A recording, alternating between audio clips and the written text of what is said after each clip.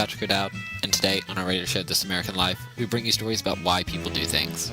Sometimes we hear a story, and the first question we ask is, why would anyone do that? And you know what? That's a pretty good question.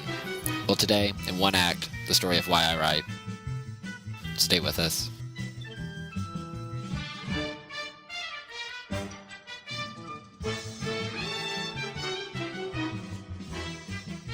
Act 1. Why I write. Much like my father, I'm an individual with exceptionally strong opinions. These opinions range from topics I know intensely well to those of which to say I know little of is too kind a gift. Nevertheless, my opinions across these wide-ranging topics are of the utmost importance to me, and in my opinion, they should be to you as well. Hence why I write. Naturally, I was not always of this disposition. Like I said, I'm quite similar to my father. His opinions, too, must always be heard and deemed unquestionable fact. As a result, for the large majority of my life, my voice has been crushed by the iron fist of an unquestionable Irishman, who deemed my years of education that he shelled out for less worthy than his education of hard knocks. How dare I believe my thoughts on anything regarding science or the humanities be taken above his, that of a 1960s Irish high school dropout? Absurd. I did learn a lesson, though. Always project your voice into the world. Speak with confidence, speak on every topic, speak over others, and most importantly, never question yourself. Unlike my father, however, I have the benefit of the 21st century in which to enact these lessons. More so than ever, there are more places for me to write and to project my own unquestionable fancies of fact. Throughout our formal education, my generation and I have been coddled into a sense of infallibility. Write about whatever you want, they say. There is no wrong way to do it. We were ingrained with the sense of entitlement to do things our way. Like the rest of my peers, I took this to heart. The result of a crunchy education and a father who's taken one too many cues from the Pope. My sense of entitled, infallible unquestionability. It is with these lessons in hand that I have taken to writing. My privilege to be born in this particular moment of history is of course opportune.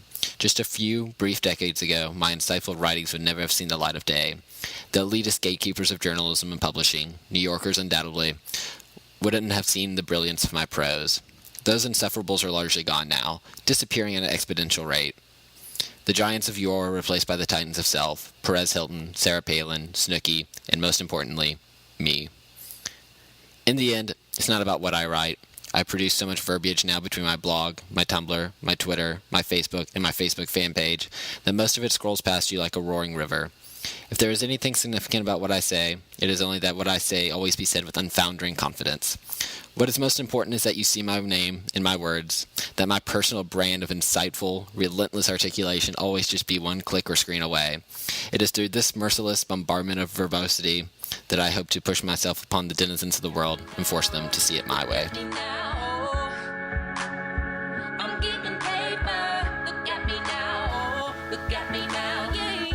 Today's program was of course produced by me, myself, and I. For more, go to my website, patricko'dowd.com, or find me on Twitter, @patricko'dowd, for all the latest on my lunch plans. Support for this program comes from 5 Oaks, Rite Aid's cheapest and most delicious wine. As a This American Life listener, you too can have a bottle for a low, low price of just $3. 5 Oaks, it's better than nothing. English 301 Style for Writers Management oversight from our teacher, Dr. Beth, who swears her favorite author is Snooki. For more stories, visit english301.tumblr.com. Thank you. Wanna pop me, just know that you will never stop me. And I know that I can be a little cocky. Oh, you ain't never gonna flop me. Every time I come a jigga, gotta set it, then I gotta go, and then I gotta get it, then I gotta blow, and then I gotta shatter any little thing a jigga think it even doing, cause it doesn't matter, cause I'm gonna murder everything and anything about a boom, bada bing. I gotta do a lot of things and make it clear to a couple jiggas that I'm always winning, and I gotta get it again and again and again.